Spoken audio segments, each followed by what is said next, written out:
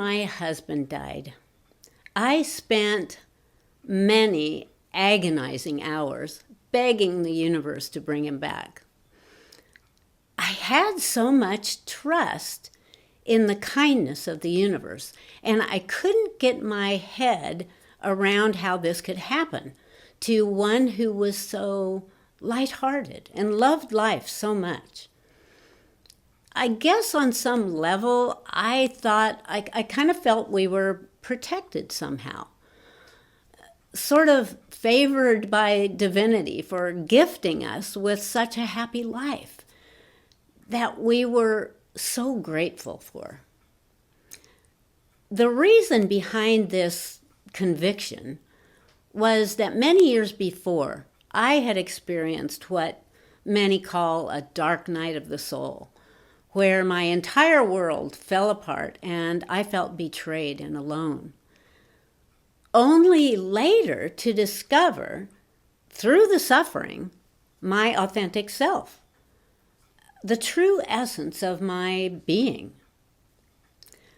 From the time of that reawakening, and after my NDE, I felt sort of invincible, safe, as if I had been given a sort of magical guide to the universe, a library card to brilliant unearthly realms, a position in space where all is known and all the answers lie, where I could explore anything I was curious about, and the knowledge was just somehow available. It would come in downloads, faster than I could even get the questions out. I felt deeply loved and connected to the heart of God, and trusted this would be my life from then on. And it's not that there weren't disappointments and hardships, like in any life, but I trusted this higher consciousness, that I had celestial friends who would advise me and carry me through it all. And they did. We had a magical life.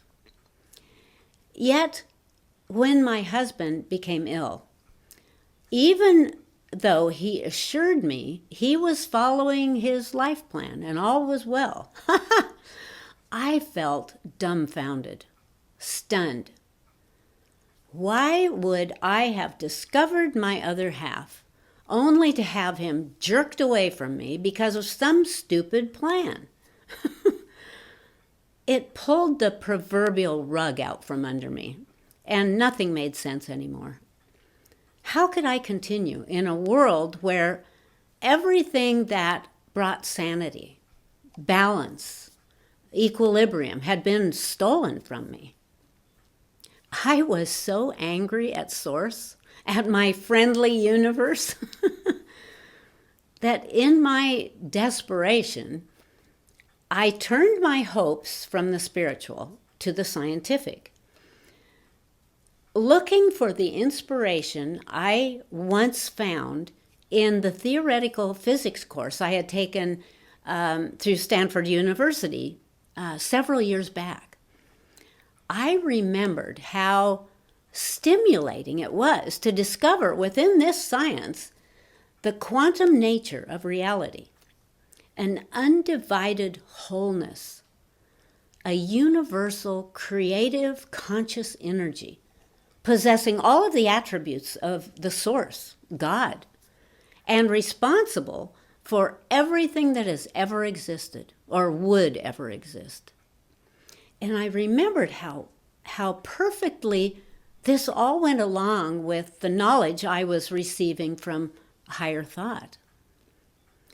So in my pain, I wrapped up all of my hopes into one concept referred to as retrocausality, or backwards causation, in which an effect precedes its cause. So a later circumstance affects an earlier one. The effect can happen before the cause. It means that you have power over the the facts of the past and the future. So I desperately hoped that through this principle, I could use consciousness to go back into the past and change the circumstance leading up to my husband's demise.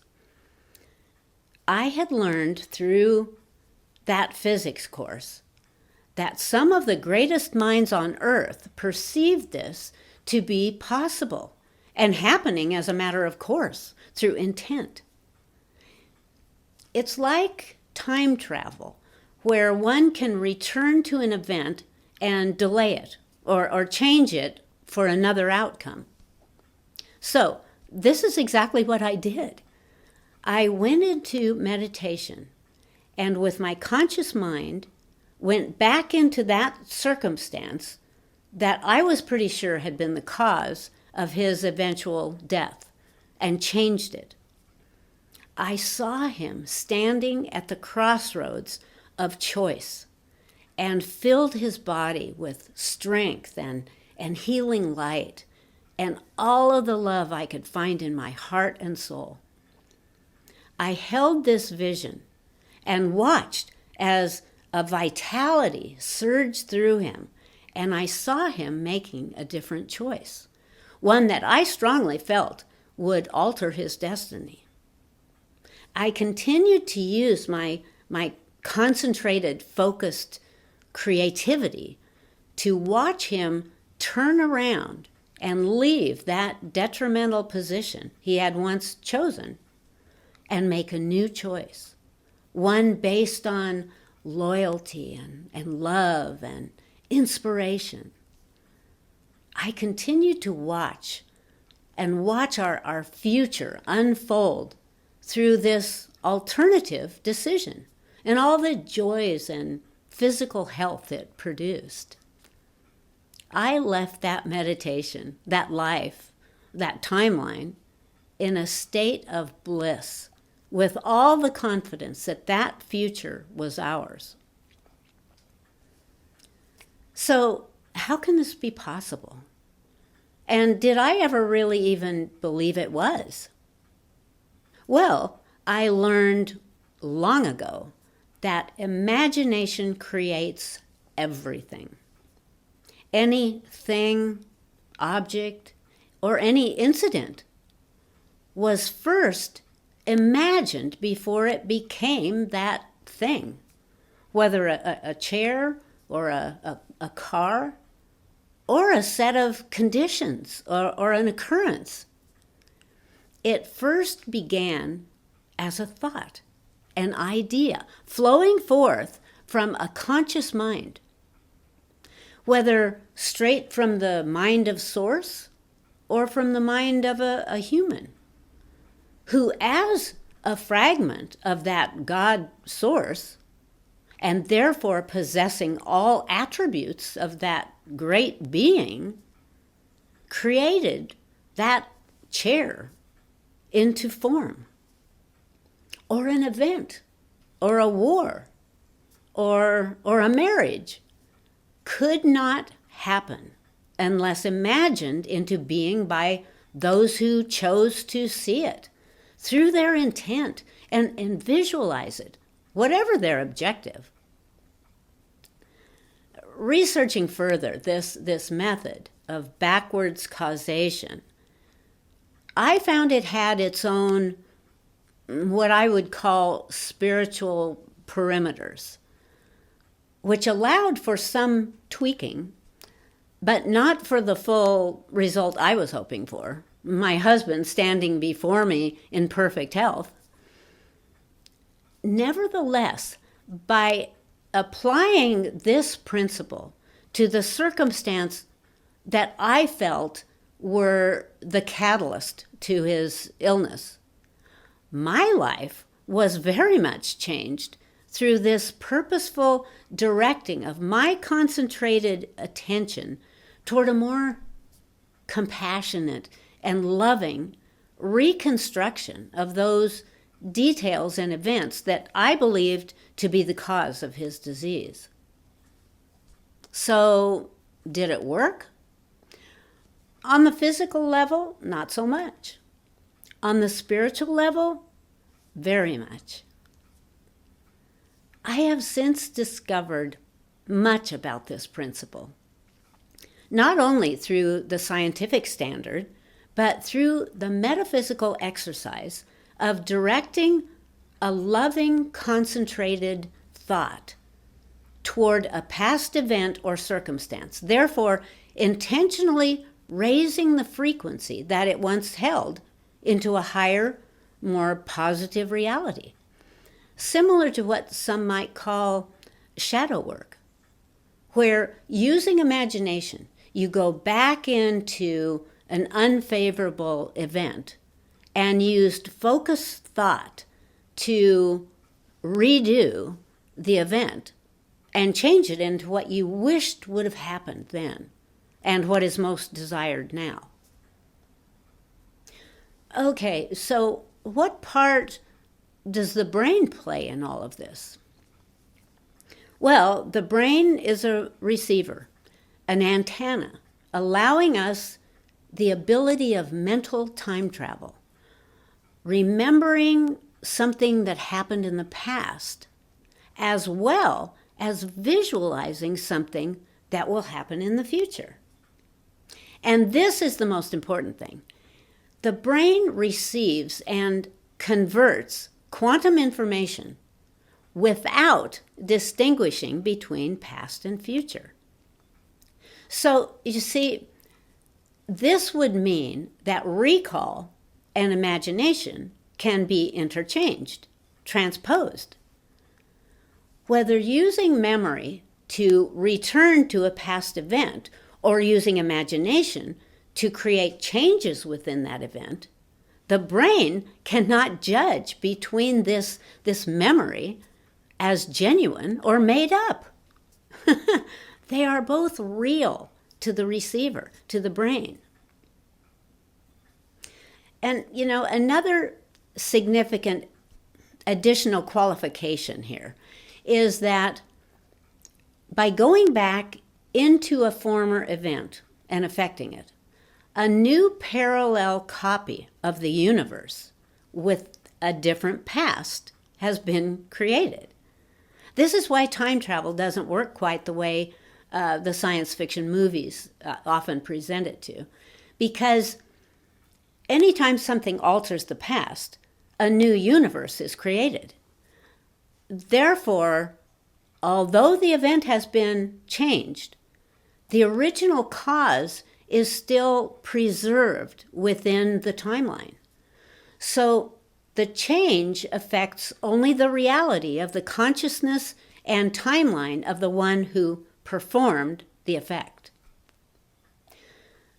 So what we're talking about here is what is known in the scientific world as the many worlds interpretation of quantum mechanics, which states that there are parallel worlds that exist at the same space and time as our own, that there is no wave function collapse, which means that all possible outcomes of a measurement or observation are physically realized in some world or universe.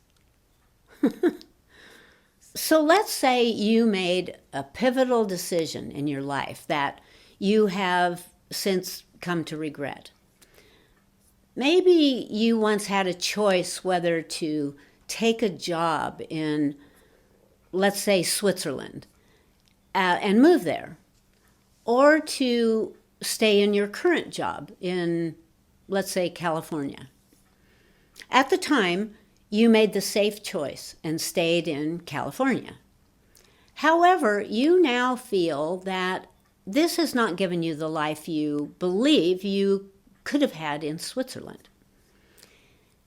If you were to now go back into that event in your memory and make the choice you wish you had made then, does this change the event? Yes, it does change it, because reality is flooded by consciousness. And by making this new choice, you not only have altered your own path, But by using your conscious, focused attention to imagine this new life in Switzerland, a split occurs in the universe to accommodate that choice, in which in one universe you stayed with the original choice, and in the other universe you made a different choice. Now, does this mean that suddenly you pop into the universe of the new choice and will live the life you would have lived based on that alternate choice? Okay, if this wasn't already weird enough, one version of you took that job in Switzerland, and the other you is the you that you're familiar with as your current life. So, why aren't you now sipping on a Rivella while strolling down the Rue de la Croix?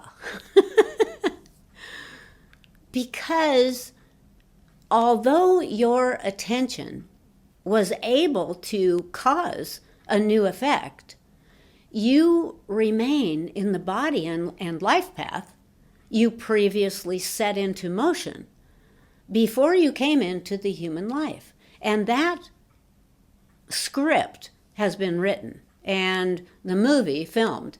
And with perhaps a couple of free will forks in the road, you will carry out those choices that you planned. You are a fragment of Source itself.